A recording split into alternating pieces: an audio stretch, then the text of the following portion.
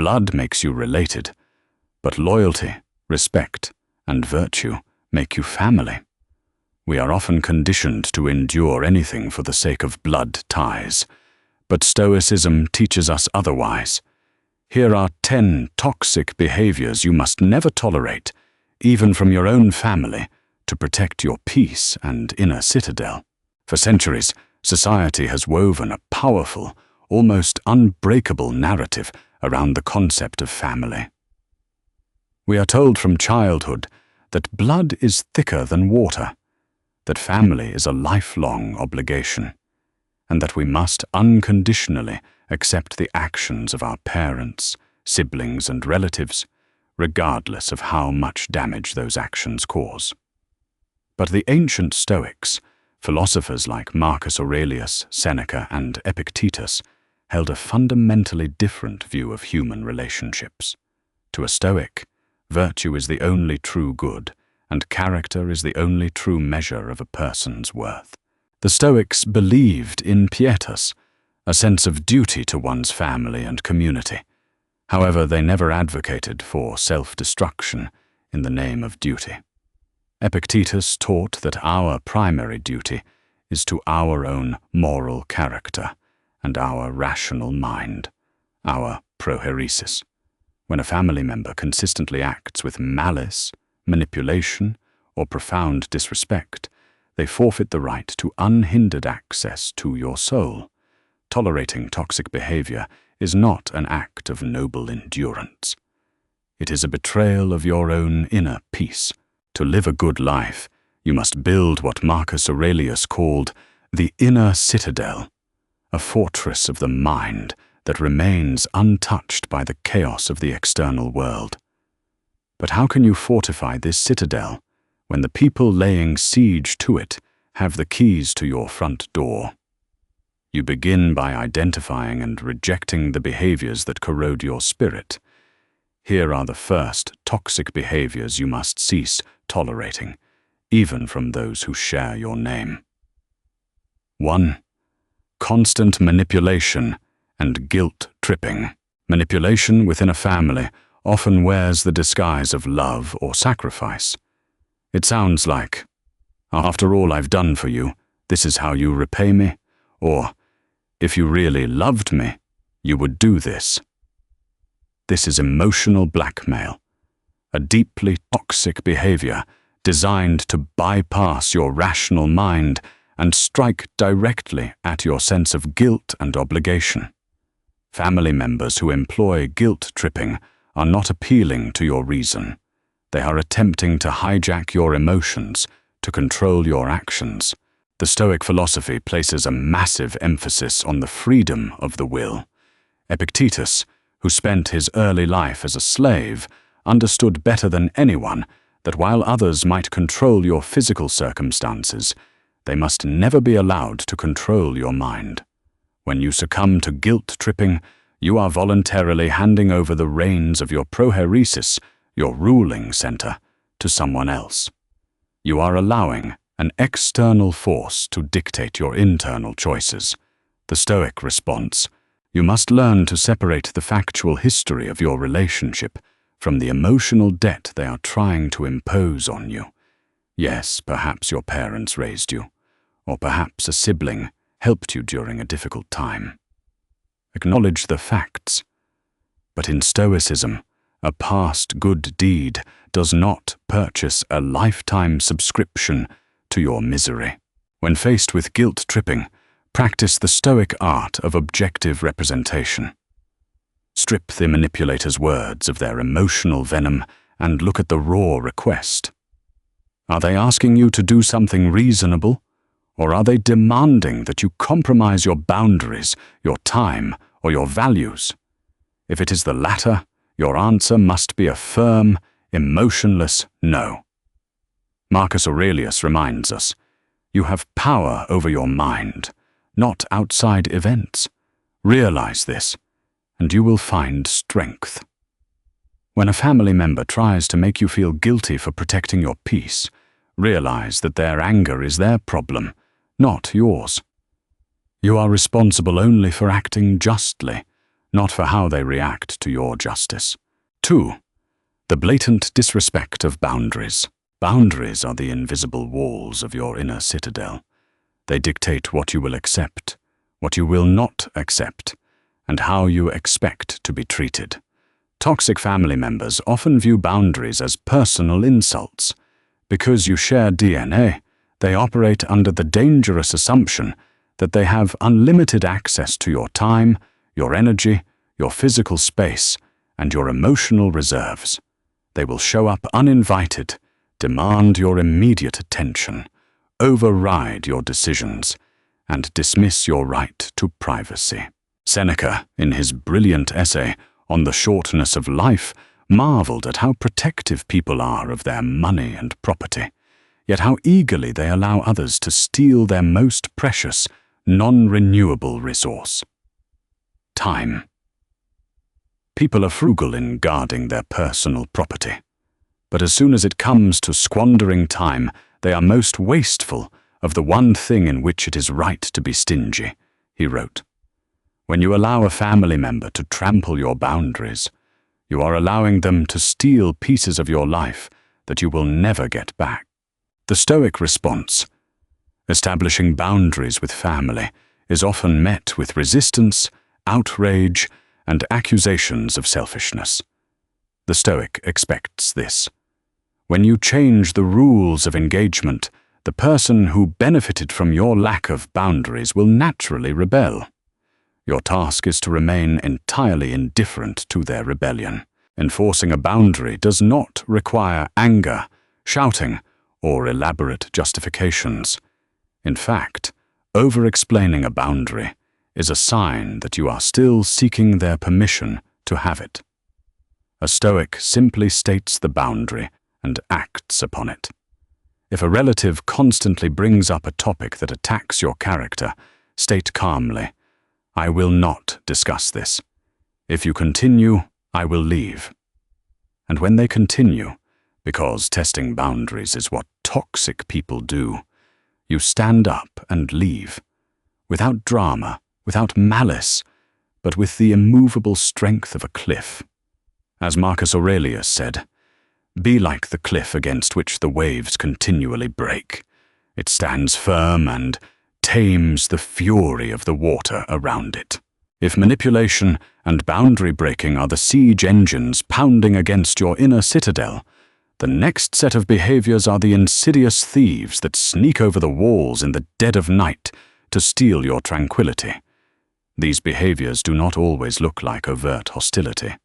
Sometimes they look like neediness, confusion, or conditional affection. Yet, they are profoundly destructive to your mental ecosystem. Stoicism teaches us to be fiercely protective of our mental bandwidth. The world is difficult enough. Navigating our own path to virtue requires immense energy. We cannot afford to have that energy siphoned away by individuals who refuse to take responsibility for their own lives or who distort reality to suit their narratives. 3. Chronic victimhood and energy draining. We all have moments of hardship where we need the support of our family, but there is a distinct difference between going through a crisis and adopting victimhood as a permanent identity. The chronic victim in your family is the person who is constantly embroiled in drama, who always has a tragedy to report, and whose problems are always someone else's fault. They seek you out not for solutions, but for a dumping ground for their negative emotions. When you offer logical advice, they find a reason why it won't work. When you try to help them up, they pull you down into the mud with them. This behavior is a black hole for your energy. It relies on your empathy to sustain their dysfunction. The Stoic response: Seneca warned about associating with people who are constantly complaining and who find cause for sorrow in everything. He understood that emotions are contagious, and surrounding yourself with chronic pessimism will eventually darken your own worldview.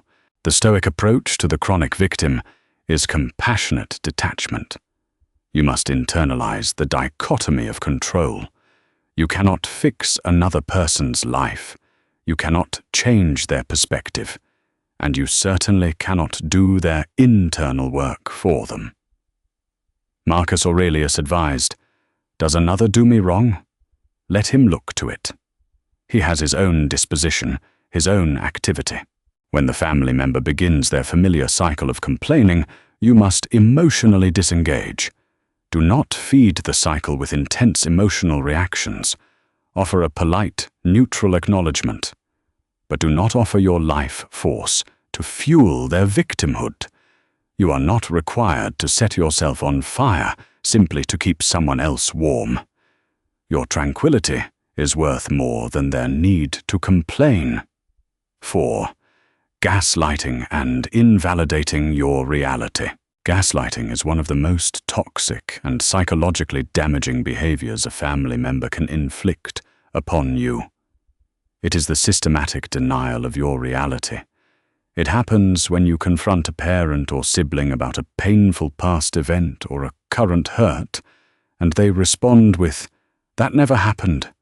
You're imagining things," or "You're just too sensitive." This behavior is a defense mechanism for the toxic individual to avoid accountability, but its effect on you is catastrophic. It is designed to make you doubt your own memory, your own sanity, and your own judgment. In Stoic terms, gaslighting is a direct attack on your hegemonikon, your ruling faculty, the part of your mind responsible for reason and perception. If you cannot trust your own perceptions, you cannot practice virtue, and you cannot live a rational life. The Stoic response. The Stoic relies entirely on their own reason. You must recognize that a gaslighter's denial of the truth does not alter the truth. Truth stands independent of their acknowledgement. When a family member tries to rewrite history or invalidate your feelings, do not fall into the trap of arguing with them to force an admission. The toxic person will never validate the reality that condemns them. Epictetus taught that we suffer not from events, but from our judgments about them. If your judgment is that you need your abuser to admit their fault in order for you to heal, you will suffer forever. Instead, anchor yourself in your own truth. You do not need their agreement to know what you experienced. Walk away from the conversation with your reality intact. Say to yourself, "I know what happened. Their inability to accept it is a reflection of their flawed character, not my flawed memory. Guard your reason fiercely, for it is the only compass you have." 5. Conditional love and transactional affection. In a healthy family, love is the baseline. It is given freely, not as a reward for compliance. However, toxic family members often weaponize affection, turning it into a currency. This is conditional love. You are only valued, praised, or treated warmly when you are doing what they want, achieving the success they can brag about, or conforming to their exact worldview. The moment you assert your independence, choose a career they disapprove of, or fail to meet their arbitrary standards, the affection is withdrawn. You are met with the silent treatment, coldness, or blatant disapproval. This transactional dynamic trains you to become a people-pleaser, constantly twisting yourself into knots to earn the scraps of love they toss your way. The Stoic response. Stoicism frees us from the tyranny of seeking external validation. The Stoics categorized everything outside of our own moral choices as indifference. Some preferred, some dispreferred, but ultimately none essential to our true happiness. The approval of your family is a preferred indifferent. It is nice to have, but it is deeply dangerous to need. If your family's love is conditional, it is not true love.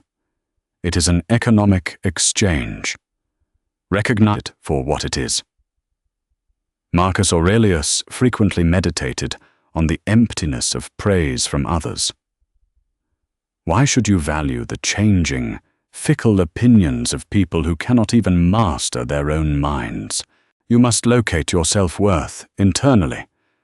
Your value is determined by your character, your integrity, and your pursuit of virtue, things that are entirely within your control. If your family chooses to withdraw their affection because you refuse to be their puppet, let them. Cultivate amor fati, the love of fate. Embrace the withdrawal of their toxic affection as a liberating event, a clearing of the brush that allows you to stand tall in your own authentic truth. As we move deeper into the anatomy of familial toxicity, we shift our focus from the behaviors that merely drain your energy to the behaviors that actively seek to dismantle your character. To a Stoic, life is not a passive experience. It is a continuous, rigorous training ground for the soul. We are here to cultivate the 4 cardinal virtues: wisdom, courage, justice, and temperance. Ideally, a family should act as a supportive gymnasium for this philosophical training, a place where iron sharpens iron with love and mutual respect. However, in a toxic family system, this gymnasium is replaced by a hostile arena. The toxic behaviors found here are not accidental missteps. They are deliberate, systemic attempts to keep you small, manageable, and anchored to your proper place within the family's dysfunctional hierarchy. While Stoicism provides us with the tools to endure any obstacle, it also teaches us a profound lesson in self-preservation. We are not obligated to invite the obstacle to live in our house, sit at our dinner table, and poison our daily bread. Let us examine the behaviors that corrode the spirit and how the Stoic shields themselves against them. 6. Unwarranted contempt, belittling, and the just joking. Defense contempt is often called the silent killer of relationships, and within a toxic family, it manifests as a pervasive, inescapable, low-grade hostility. It rarely takes the form of explosive, cinematic arguments. Instead, it is a slow, methodical drip of poison designed to erode your self-worth over years and decades. It is the sibling who greets your every success with a backhanded compliment or a roll of the eyes. It is the parent who responds to your newly earned degree or professional milestone with a dismissive sigh and a pivot to your childhood failures. Often, this belittling hides behind the cowardly shield of humor. It is the aunt or uncle who ruthlessly mocks your physical appearance, your spouse, or your career choices at every holiday gathering, only to retreat into, "I'm just joking, why are you so sensitive?" the moment you display a hint of discomfort. This dynamic is a tool utilized by deeply insecure individuals to level the playing field. If a family member feels inadequate in their own life, their unexamined ego will not allow them to celebrate your ascent. Instead, they will use mockery, sarcasm, and contempt to drag you back down into the mud with them. Over time, being subjected to this environment conditions you to anticipate the sting. You shrink yourself. You stop sharing your joys. You build a wall around your heart just to survive Sunday dinner. The Stoic response: when someone insults or belittles you, your biological instinct is to strike back, to defend your honor, or to desperately try to prove them wrong. The Stoic takes a radically counterintuitive approach. Epictetus, the great Stoic teacher, provided his students with the ultimate cognitive armor against insults. Remember that it is not he who reviles you or strikes you who insults you, but it is your opinion about these things as being insulting. When then a man irritates you, you must know that it is your own opinion which has irritated you. He further advised a brilliant, almost humorous diffusion tactic. If someone speaks badly of you, do not waste your breath defending yourself. Instead, Agree with them and say, "He did not know my other faults, or else he would not have mentioned only these." This is the manifestation of Stoic invulnerability, what the ancients called apatheia, which does not mean being an emotionless robot, but rather achieving a state of freedom from destructive, irrational passions. When a family member belittles you, recognize that their words are merely vibrations in the air. They possess absolutely no objective power to harm your inner citadel, unless you willingly lower the drawbridge and agree to be harmed. When the contemptuous joke is made at the dinner table, do not react with flushed cheeks and defensive anger. Do not give them the reaction they are craving. Instead, look at them with a calm, studying silence. Silence is a devastatingly clear mirror. It forces the toxic person to look at their own ugliness. By refusing to be wounded, you instantly strip them of the power they sought to exert over you. You are the sole architect of your self-respect, and you do not require their permission or their praise to hold your head high. 7. Sabotaging your growth and the crab in a bucket mentality. Personal growth requires immense friction. It is difficult enough to change our own deeply ingrained habits, but it becomes a monumental struggle when our own flesh and blood actively plot against our success. Have you ever tried to dramatically improve your life? Perhaps by quitting drinking, starting a disciplined fitness regimen, going back to school, or establishing a firm boundary, only to have your family actively discourage and undermine you. This phenomenon is famously known as the crab in a bucket mentality. When a single crab attempts to climb out of a bucket to secure its freedom, the other crabs will instinctively reach up and pull it back down to ensure their shared captivity. Toxic family members often view your personal evolution as a direct threat to their ego. If you become healthier, wealthier, or wiser, your new life acts as a blinding mirror held up to their own stagnation. To avoid the painful process of facing their lack of discipline, they will attempt to sabotage yours. If you are trying to lose weight, they will mock your diet and deliberately push your favorite unhealthy foods onto your plate. If you start a business, they will enumerate every possible way you will fail. They will accuse you of forgetting where you came from, or thinking you're better than everyone else, simply because you are striving to be better than you were yesterday. The Stoic response. The Stoic path, while inherently social in its aim to serve the greater good of humanity, is profoundly solitary in its internal execution. Your progress is yours alone. Epictetus issued a stern warning to his students about the dangers of reverting to old, destructive habits simply to appease the comfort levels of old companions. Keep company only with people who uplift you, whose presence calls forth your best. If your family absolutely refuses to be the company that uplifts you, you must drastically limit the influence they hold over your psychological environment. You must adopt a radical, uncompromising commitment to your own excellence, entirely independent of their cheering section. You cannot wait for the people who are committed to their own mediocrity to suddenly applaud your discipline. Instead of despairing over their lack of support, apply Marcus Aurelius's most famous paradigm. The impediment to action advances action. What stands in the way becomes the way. View their sabotage not as a tragedy, but as a rigorous test of your resolve. Every time they doubt you, let it be the fire that tempers your steel. Every time they offer you the drink you swore off, let the act of declining it strengthen your temperance. Understand their psychology through the lens of Stoic sympatheia.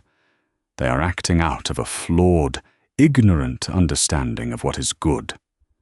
They mistakenly believe that dragging you down will make them feel better. Pity their ignorance.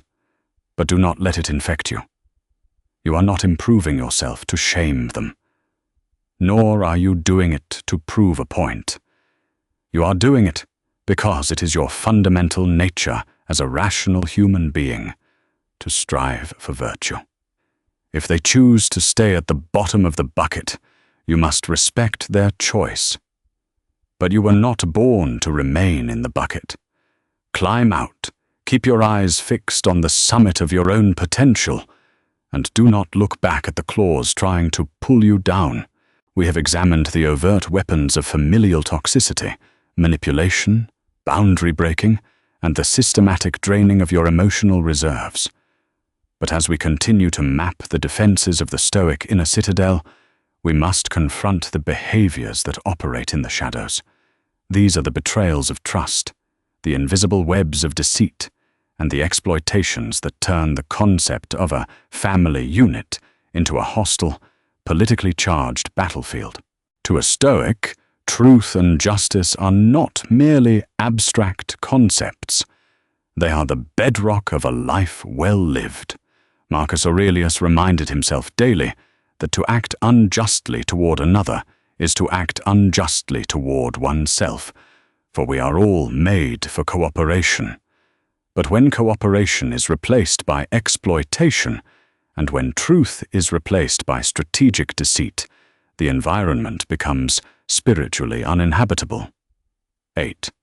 Triangulation, gossip, and the sowing of discord. In a healthy family environment, conflicts are handled directly. If a brother has an issue with a sister, he speaks to her. But in a toxic family system, direct communication is abandoned in favor of a manipulative tactic known as triangulation.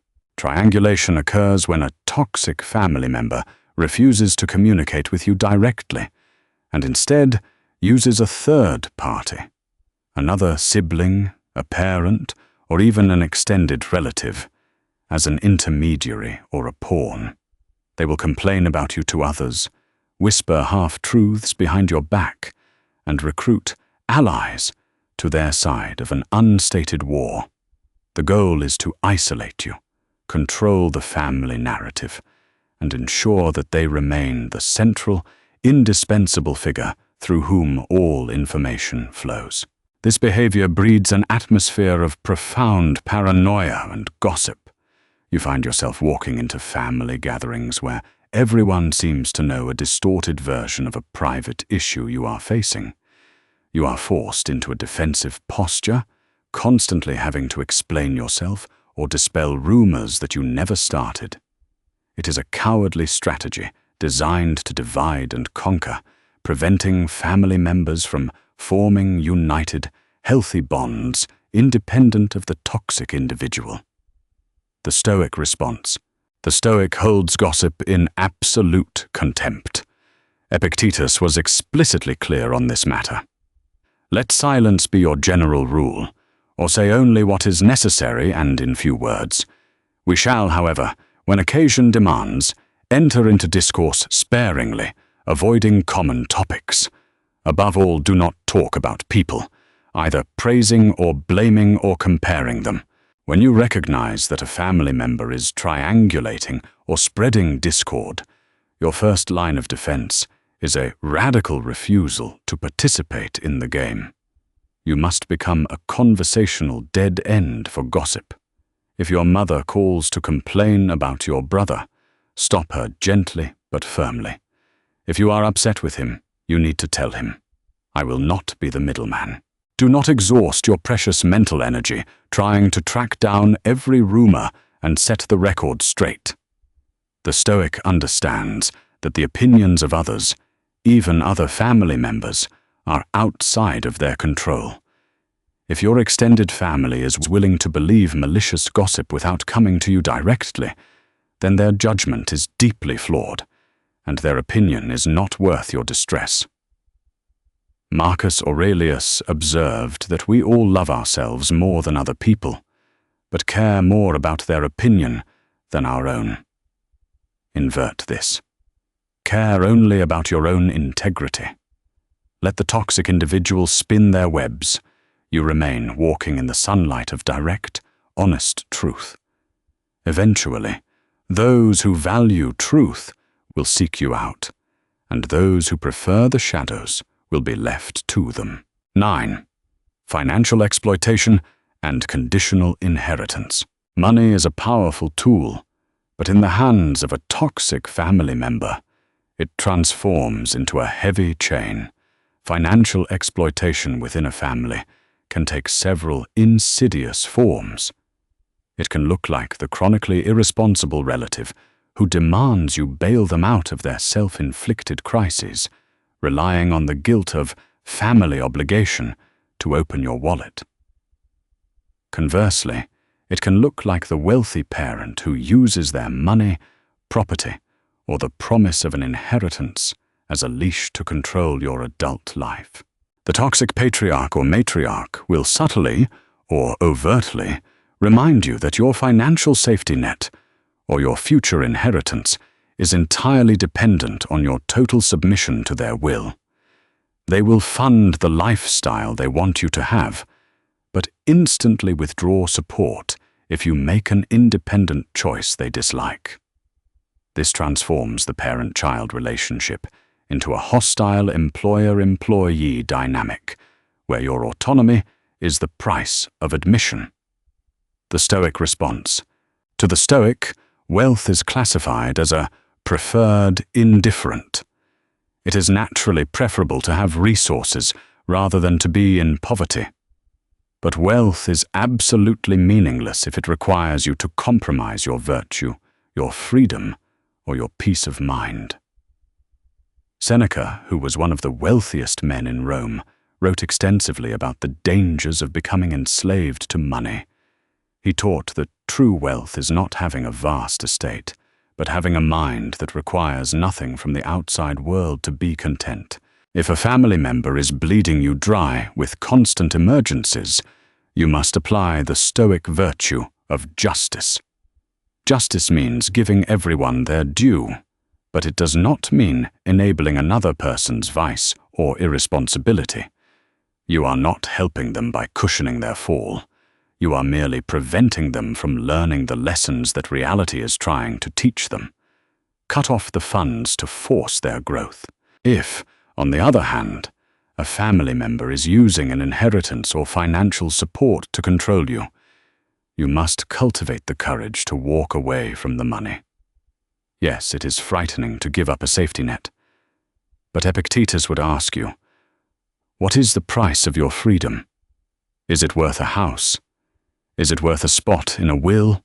Tell the toxic parent, in action, if not in words, that you cannot be bought. Prepare yourself to live on less, to work harder, and to build your own life from the ground up.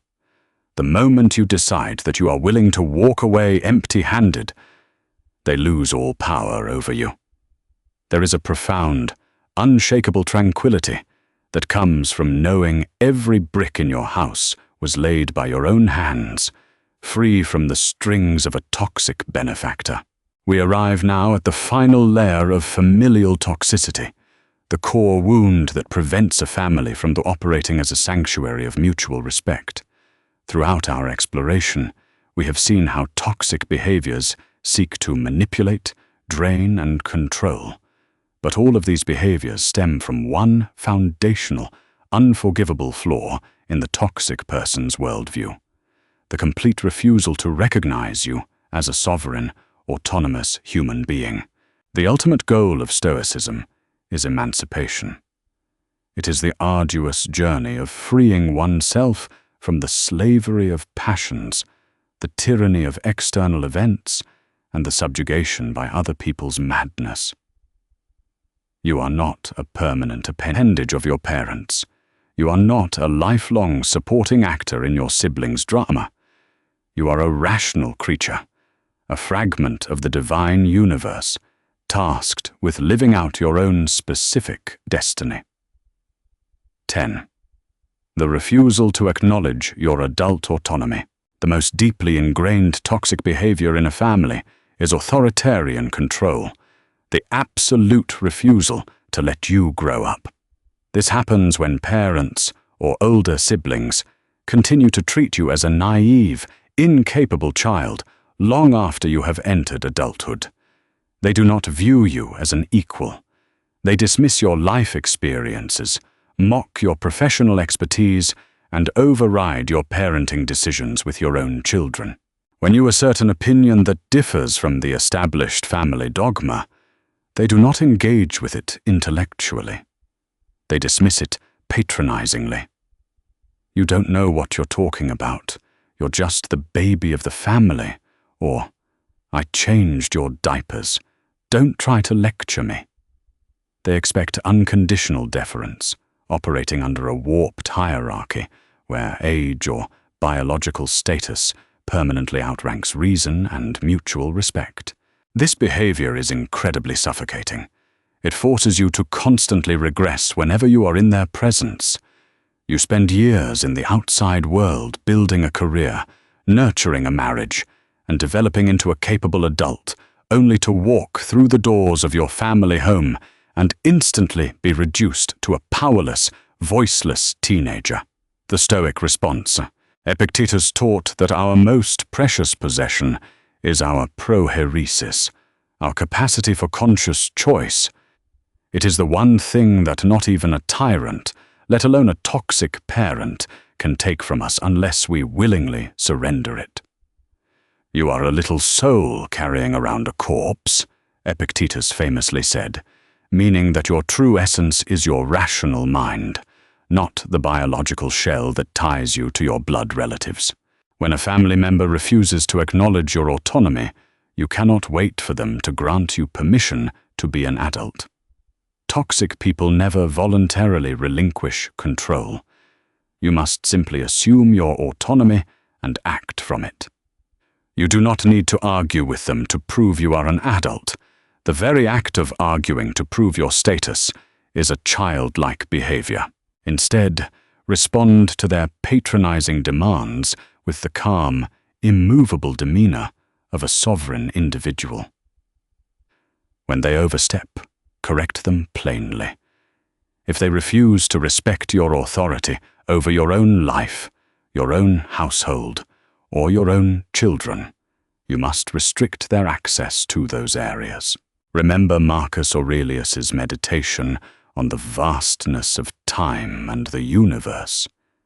In the grand cosmic scheme, you and your parents are merely fellow travelers, citizens of the same universe for a brief, fleeting moment. You owe them gratitude for the gift of existence, but you do not owe them the surrender of your soul. You are an adult. The hierarchy of childhood has ended. You must claim your throne, even if they refuse to attend the coronation.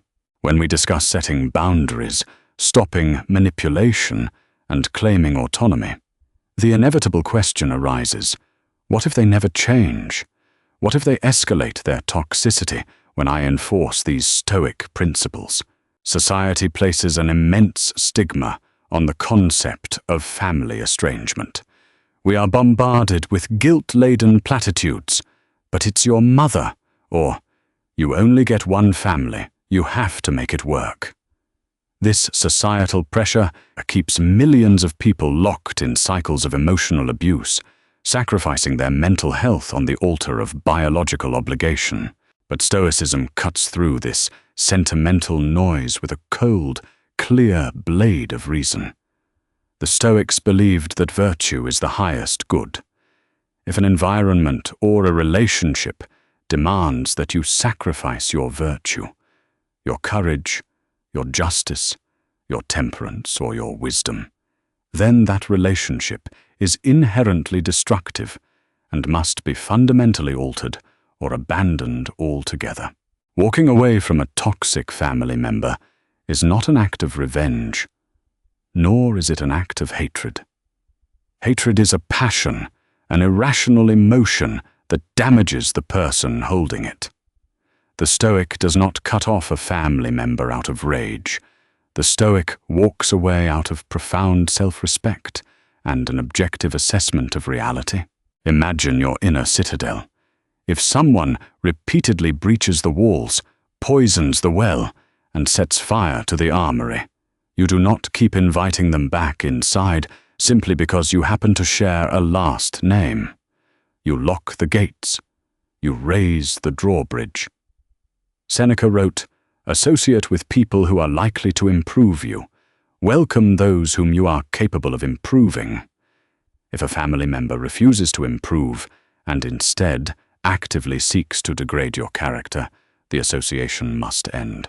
Sometimes this means creating vast emotional distance, interacting with them only on superficial levels, attending gatherings briefly, and never allowing them access to your deep thoughts or vulnerabilities.